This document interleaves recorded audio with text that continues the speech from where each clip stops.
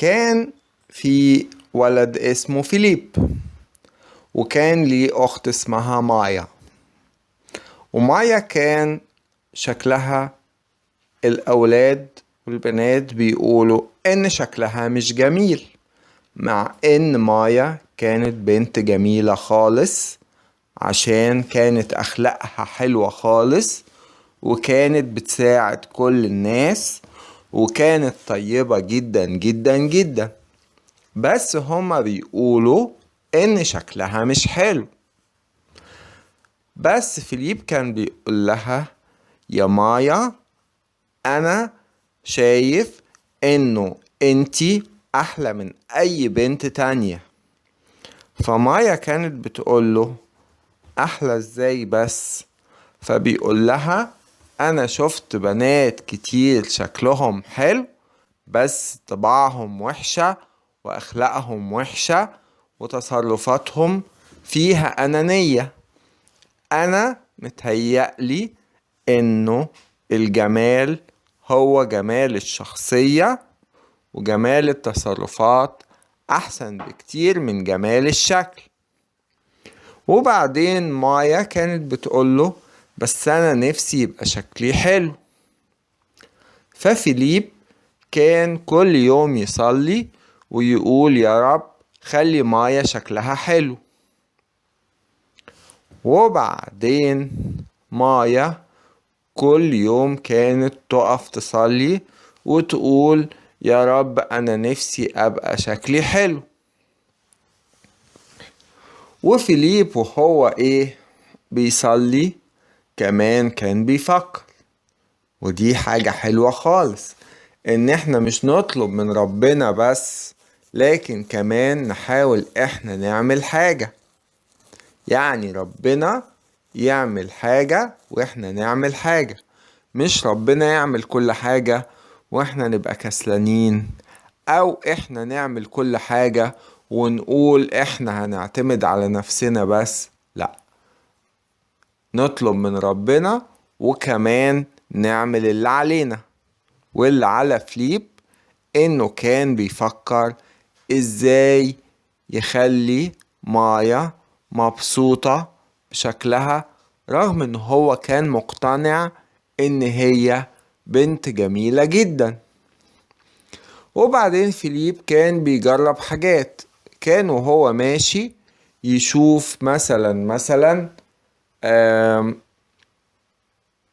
فستان حلو فيشتريه لمايا، او يخلي بابا وماما يشتروه لها ويقدموا لمايا هدية، ويقول لها: بصي شكلك في الفستان ده هيبقى يجنن.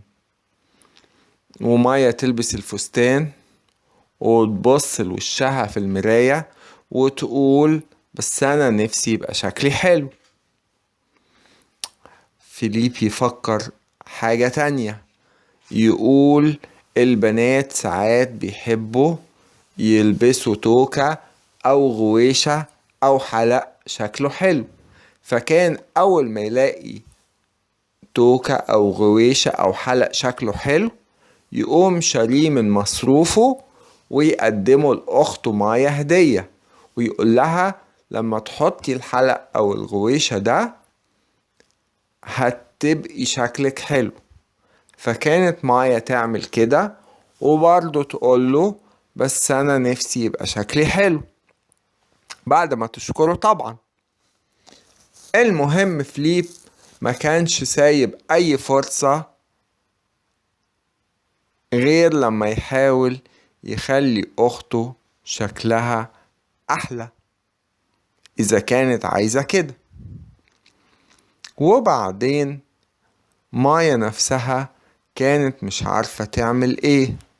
مرة جربت تحط مكياج بس حست ان شكلها وحش قوي. ومرة تانية رفعت شعرها لفوق ولقيت برضو مش حلو. سيبت شعرها مش قوي. ربطته بإشارب نص نص. مايا قعدت تجرب حاجات كتير، وفيليب قاعد يفكر كتير. لكن في يوم فيليب وهو قاعد يحل المسألة بتاعة الحساب أو الرياضة أو الماثيماتيك، وهو بيفكر في المسألة جات له فكرة. ايه الفكرة دي؟ فيليب قال انه الشكل الحلو زي حاجة كده لازم تبقى ماشية مع بعضيها. يعني ما ينفعش واحد مثلا يرسم رسمة لولد صغير يعمل عين كبيرة وعين صغيرة، طبعا الرسمة هتبقى شكلها وحش. او يخلي ودن اكبر من ودن، طبعا الرسمة مش هتبقى مقبولة. فلازم يخلي العينتين قد بعض، المناخير صغيرة، يعني حاجات زي كده. يعني اهم حاجة يخلي الشكل مناسب للوش، ما يخليش مثلا مناخير كبيرة قوي في وسط وش صغير. طب ايه الفكرة اللي جات لفليب؟ فيليب قال انا هاخد صور اختي مايا واقعد اقيس بالمسطرة، اشوف بقها قد ايه ومناخيرها قد ايه وعينيها قد ايه، واعمل الحسابات بتاعتي والاقي فين المشكلة. فعلا فيليب عمل كده، جمع صور مايا من وهي صغيرة خالص، وقفل على نفسه الأوضة ومعاه الكالكوليشن بتاعه، الكالكوليتر بتاعه، وقعد يعمل الكالكوليشن بتاعته عشان يشوف ايه المشكلة اللي مخلية الأولاد والبنات اللي معاها في المدرسة يقولوا إن شكلها مش حلو. قعد يبص يبص يبص، لقى إن بق مايا كبير شوية ودان مايا صغيرة شوية وحواجب مايا مرفوعة لفوق شوية. قعد يفكر نعمل ايه في البق الكبير. هنعمل ايه يعني؟ هنصغر لها بقها؟ مش هينفع. طب نعمل ايه؟ وكمان ودانها صغيرة، وكمان حواجبها مرفوعة لفوق. فيليب راح سأل مامته وقال لها يا ماما، هو في حد بيصلح الحواجب؟ فماما ضحكت وقالت له في. قال لها ازاي؟ قالت له في ناس بتعمل الحواجب، تقصر الحاجب تطول الحاجب. فقال لها ممكن ناخد مايا لحد زي كده يظبط لها حواجبها؟ فماما قالت له صدقني دي فكرة كويسة، انا ما كنتش باخد مايا معايا للكوافير عشان هي كانت صغيرة، لكن دلوقتي انا ممكن اخدها معايا واخلي حد يحاول يظبط لها حواجبها. فيليب انبسط خالص وقال لها انتي رايحة امتى؟ ممكن تروحي بكرة؟ ماما قالت له بالراحة شوية، انا يمكن اروح الاسبوع اللي جاي.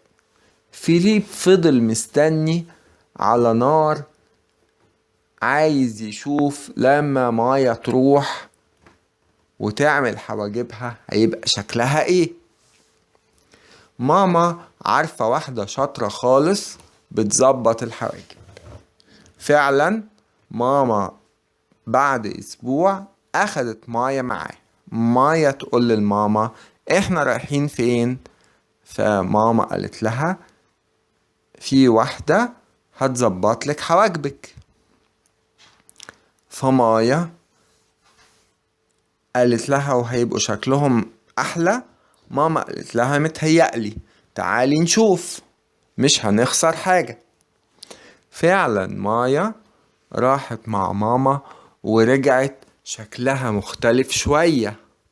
فيليب كان فرحان خالص بالشكل الجديد لحواجب مايا، وعرف من ماما ان مايا المفروض تروح للست دي كل مثلا 3 أسابيع او شهر. كده مشكلة الحواجب خلصت، فاضل مشكلة الودان ومشكلة البق. الودان، فيليب قعد يفكر ايه اللي ممكن نعمله، وعمل سيرش او بحث على الجوجل، سأل السؤال ده: ازاي نعمل او نحل مشكلة الودان الصغيرة؟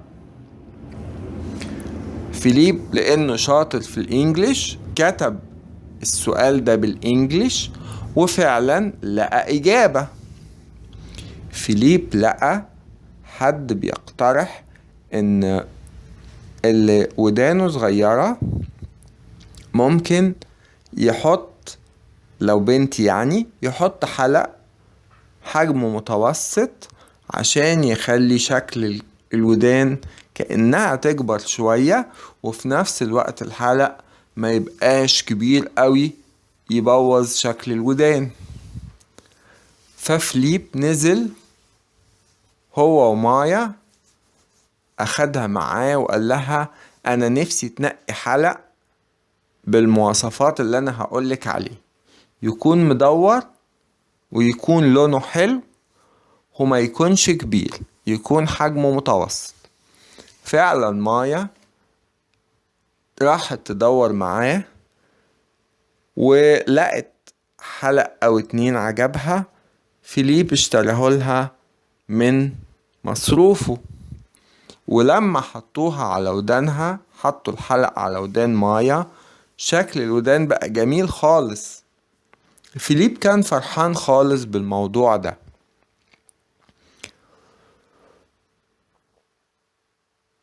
وفي يوم من الأيام كان فيليب قاعد قدام التلفزيون، وكان في واحدة خبيرة يعني سبيشاليست في التجميل، يعني تقدر تقول لأي حد مثلا قرطه كبيرة إن هو ينزل شعره شوية لقدام، واللي قرطه صغيرة يرفع شعره لفوق، واللي عنده مشكلة في مناخيره يعمل ايه، واللي كل واحد الخبيرة دي تقول له ممكن يعمل ايه. فقالت انه البنت اللي بقها كبير ما تحطش روج. مايا فعلا ما كانتش بتحط روج، لكن الخبيرة قالت حاجة مهمة كمان، انه اللي بقه كبير ده ممكن وهو بيتكلم يبص في عينين اللي قدامه، ولما حد يلاقي حد بيبص في عينيه مش هيبص غير في عينين اللي قدامه. يعني لو مايا بتتكلم مع حد وبتبص يمين وشمال، الحد ده هيبص على وش مايا وياخد باله من بقها الكبير. لكن لو مايا بتبص لحد في عينيه وهي بتتكلم، الحد ده هيبص في عينين مايا ومش هياخد باله من بقها الكبير. فيليب فرح قوي بالمعلومة دي او الايديا دي، وراح ناده اخته مايا وقعد يتكلم معاها ويقول لها على اللي سمعه في التلفزيون. وقعد يتدرب هو ومايا كذا يوم على انها وهي بتتكلم معاه ما تبصش في اي حتة تانية غير في عينيه، لا تبص للشباك ولا تبص ناحية باب ولا تعمل حاجة تانية غير ان هي تركز ان هي تبص في عينين فيليب. فعلا بعد كذا يوم قعدت تتمرن مايا على الموضوع ده لحد ما بقت بيرفكت أو ممتازة فيه. مايا بقت دايما تخرج وهي لابسة الحلق اللي جابهولها فيليب، ومايا بقت كل 3 أسابيع تعمل حواجبها، ومايا بقت وهي بتتكلم مع الناس تبص في عينيهم. قعدنا فترة كبيرة محدش من الأولاد والبنات اللي في المدرسة يفتكر هما كانوا بيقولوا ايه على شكل مايا. كلهم بقوا يقولوا مايا دي بنت ممتازة، مايا دي بنت حلوة جدا، مايا دي أحسن بنت في المدرسة.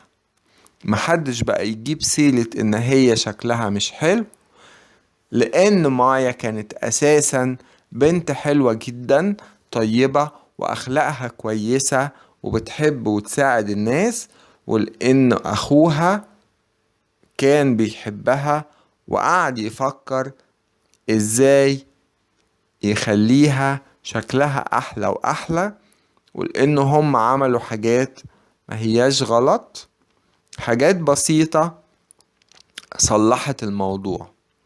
ومع ذلك حتى لو حد شكله مش حلو قوي يركز على انه هو يبقى اخلاقه وتصرفاته كويسة ويحب الناس ويساعدهم، ده هيبقى اجمل انسان في الدنيا. النهاردة سمعنا حكاية فيليب واخته مايا، وبكرة نسمع حكاية تانية. تصبحوا على خير.